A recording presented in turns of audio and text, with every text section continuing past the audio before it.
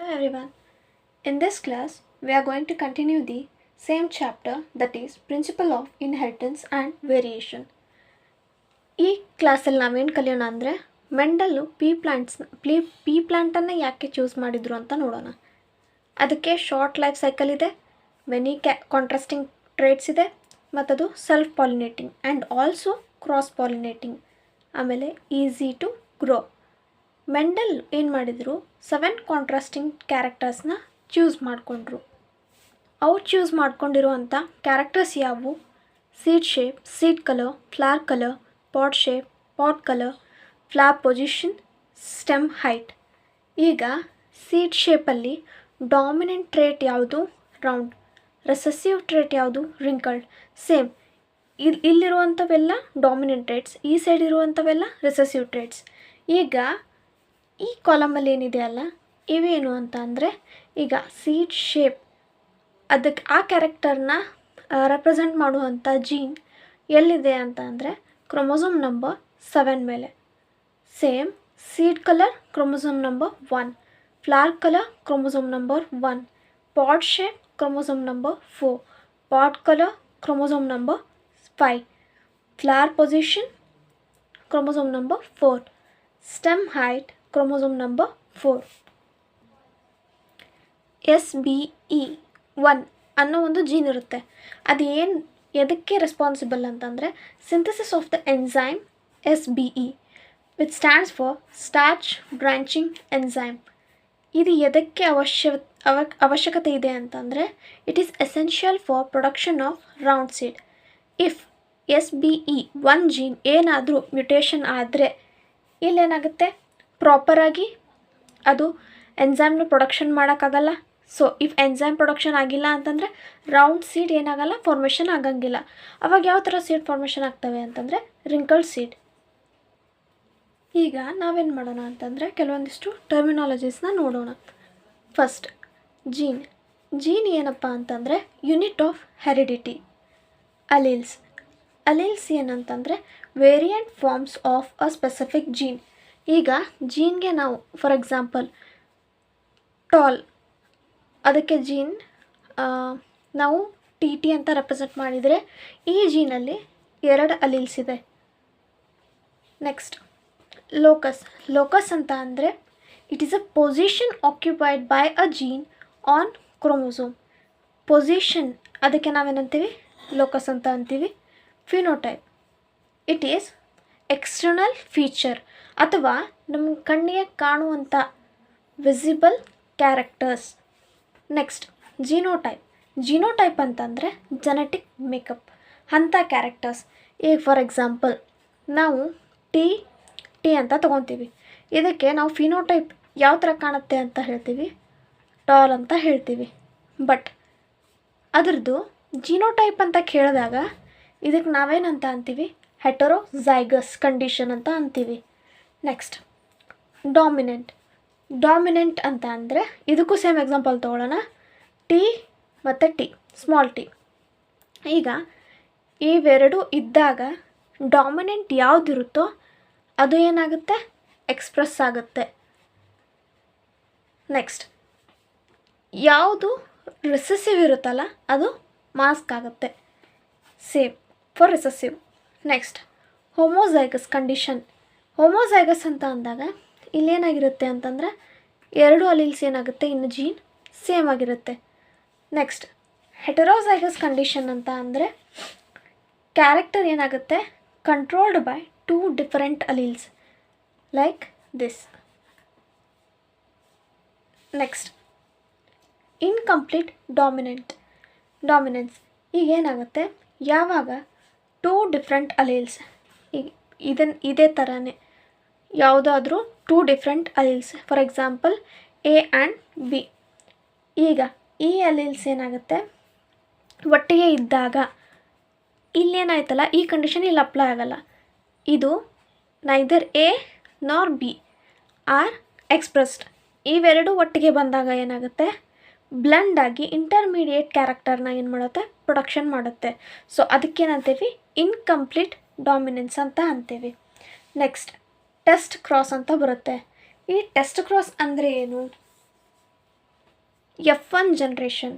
F1 generation ಅಂತ ಅಂದರೆ ಈಗ ಎ ಮತ್ತು ಬಿ ಅಂತ ಪೇರೆಂಟ್ ತೊಗೊಂಡಾಗ ಕ್ರಾಸ್ ಮಾಡಿದಾಗ ಎ ಬಿ ಅಂತ ನಮಗೆ ಸಿಗುತ್ತೆ. ಇದಕ್ಕೇನಂತೀವಿ ನಾವು F1 ಜನ್ರೇಷನ್ ಅಂತ ಅಂತೀವಿ. ಈ F1 ಜನ್ರೇಷನ್ನ ನಾವೇನು ಮಾಡಬೇಕು, ಟೆಸ್ಟ್ ಕ್ರಾಸಲ್ಲಿ ರಿಸೆಸಿವ್ ಪೇರೆಂಟ್ ಜೊತೆ ಏನು ಮಾಡಬೇಕು, ಕ್ರಾಸ್ ಮಾಡಬೇಕು. ಸೊ ಅದಕ್ಕೇನಂತೀವಿ, ಟೆಸ್ಟ್ ಕ್ರಾಸ್ ಅಂತ ಅಂತೀವಿ. ಈಗ ನೆಕ್ಸ್ಟ್ ಯಾವುದು ಅಂತ ಅಂದರೆ back cross. Back cross same. F1 ಜನ್ರೇಷನ್ಗೆ ನಾವೇನು ಮಾಡ್ತೀವಿ, ಯಾವುದೇ ಅಂದರೆ ಐದರ್ ಡಾಮಿನೆಂಟ್ ಆರ್ ರೆಸೆಸಿವ್ ಎರಡರಲ್ಲಿ ಯಾವುದಾದ್ರ ಜೊತೆನೂ ಏನು ಮಾಡ್ಬೋದು, ನಾವು ಕ್ರಾಸ್ ಮಾಡ್ಬೋದು. That is back cross. ಈಗ ಕೆಲವೊಬ್ಬರಿಗೆ ಡೌಟ್ ಬರುತ್ತೆ, ಟ್ರೇಟ್ ಅಂದರೆ ಏನು, ಕ್ಯಾರೆಕ್ಟರ್ ಅಂದರೆ ಏನು, ಅದರಲ್ಲಿ ಏನು ಡಿಫ್ರೆನ್ಸು ಅಂತ ಹೇಳಿ. ಕ್ಯಾರೆಕ್ಟರ್ ಅಂತ ಅಂದರೆ ನಾವು ಏನನ್ನು ಸ್ಟಡಿ ಮಾಡ್ತಾ ಇದ್ದೀವಲ್ಲ ಅದು. ಟ್ರೇಟ್ ಅಂತ ಅಂದರೆ ಅದು ಯಾವ ರೀತಿ ಕಾಣುತ್ತೆ ನಮಗೆ ಅನ್ನೋದು. ಫಾರ್ ಎಕ್ಸಾಂಪಲ್, ಕ್ಯಾರೆಕ್ಟರನ್ನ ನಾವು ಹೈಟ್ ಅಂತ ತಗೊಂಡಾಗ ಟ್ರೇಟ್ ಏನಾಗುತ್ತೆ, ಐದರ್ ಟಾಲ್ ಆರ್ ಶಾರ್ಟ್ ಈ ಥರ ಆಗುತ್ತೆ. ಈಗ ನೆಕ್ಸ್ಟ್ ನಾವೇನು ನೋಡೋಣ ಅಂದರೆ 3 ಫಂಡಮೆಂಟಲ್ ಲಾಸ್ ಆಫ್ ಇನ್ಹೆರಿಟೆನ್ಸ್. ಇವನ್ನ ಕೊಟ್ಟಿದ್ದು ಮೆಂಡಲ್. ಫಸ್ಟ್ ಲಾ ಏನಂದರೆ ಲಾ ಆಫ್ ಡಾಮಿನೆನ್ಸ್. ಏನು ಹೇಳುತ್ತೆ ಅಂದರೆ 2 contrasting alleles are present. One is dominant and other one is recessive. Where dominant is expressed, recessive is masked. ಏನಂತ ಅಂದರೆ ಯಾವಾಗ 2 ಕಾಂಟ್ರಾಸ್ಟಿಂಗ್ ಅಲೀಲ್ಸ್ ಪ್ರೆಸೆಂಟ್ ಇರುತ್ತೆ, ಒಂದು ಡಾಮಿನೆಂಟ್ ಆಗಿರುತ್ತೆ, ಒಂದು ರಿಸೆಸಿವ್ ಆಗಿರುತ್ತೆ. ಡಾಮಿನೆಂಟ್ ಏನಾಗುತ್ತೆ ಅಂದರೆ ಎಕ್ಸ್ಪ್ರೆಸ್ ಆಗುತ್ತೆ, ರಿಸೆಸಿವ್ ಎಕ್ಸ್ಪ್ರೆಸ್ ಆಗ್ಲಂಗೆ ನೋಡ್ಕೊಳ್ಳುತ್ತೆ. Next law of segregation. ಇದಕ್ಕೆ purity of gametes or monohybrid cross ಅಂತಲೂ ಕರೀತಾರೆ. When 2 contrasting characters are brought together in F1 generation, separate or segregate in F2 generation during gamete formation. ಏನಪ್ಪ ಹಿಂಗಂದ್ರೆ ಅಂದರೆ ಈಗ ಎರಡು ಕಾಂಟ್ರಾಸ್ಟಿಂಗ್ ಕ್ಯಾರೆಕ್ಟರ್ಸ್ನ ನಾವು F1 ಜನ್ರೇಷನ್ ಒಳಗೆ ಏನು ನೋಡ್ತೀವಿ ಅಂತಂದರೆ, ಈಗ ಸಪೋಸ್ ಟಿ ಆ್ಯಂಡ್ ಟಿ ಅಂತ ತೊಗೊಂಡಿದ್ರೆ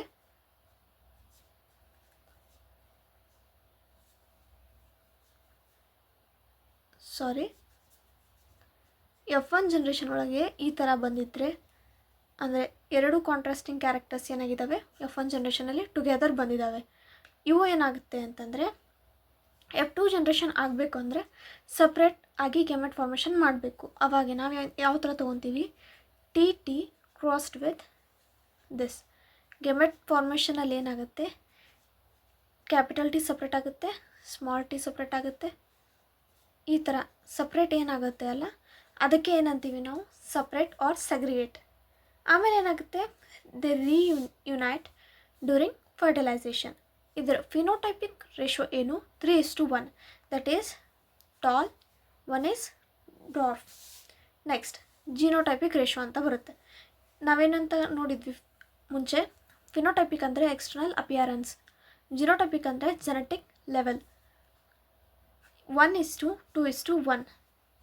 ಈಗ ಹೋಮೋಝೈಗಸ್ ಟಾಲ್ ಯಾವ ಥರ ಇರುತ್ತೆ, capital T. Heterozygous tall, capital T, small T. ಎಷ್ಟಿದ್ದಾವೆ, 2. Next homozygous dwarf, that is recessive. Next ಯಾವ law of independent assortment. When the alleles for more than 2 contrasting characters are brought together in F1 hybrid, they assort independently by one another in F2 generation during the formation of gametes. ಇವೇನು ಮಾಡ್ತವೆ, ಯಾವಾಗ F1 generation ಒಳಗೆ ನಾವು different contrasting character ಇರುವಂಥ ಅಲೀಲ್ಸ್ನ ತಗೊಂಡಾಗ ಈ ಥರ ಇದೆ ಅಂದರೆ,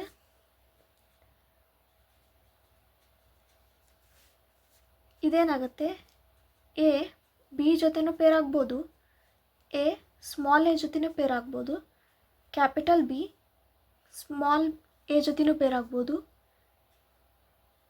ಅಥವಾ ಸ್ಮಾಲ್ ಬಿ ಜೊತೆನೂ ಪೇರ್ ಆಗ್ಬೋದು. ಇಲ್ಲಿ ಇಂಡಿಪೆಂಡೆಂಟಾಗಿ ಅವೇನಾಗುತ್ತೆ, ಬೇರೆ ಬೇರೆದ್ರ ಜೊತೆ ಪೇರಿಂಗ್ ಆಗ್ತಾ ಇರುತ್ತೆ. So they are assorted independently. Next ಇದರದ್ದು ಫಿನೋಟೈಪಿಕ್ ರೇಷೋ ಏನಂದರೆ 9:3:3:1. Genotypic ratio 1:2:1:2:4:2:1:1. ಈಗ ಈ independent assortment, law of independent ಅಸಾರ್ಟ್ಮೆಂಟ್ಗೆ ಇನ್ನೊಂದು ಏನಂತ ಕರೀತಾರೆ, ಡೈಹೈಬ್ರಿಡ್ ಕ್ರಾಸ್ ಅಂತಲೂ ಕರೀತಾರೆ. Thank you.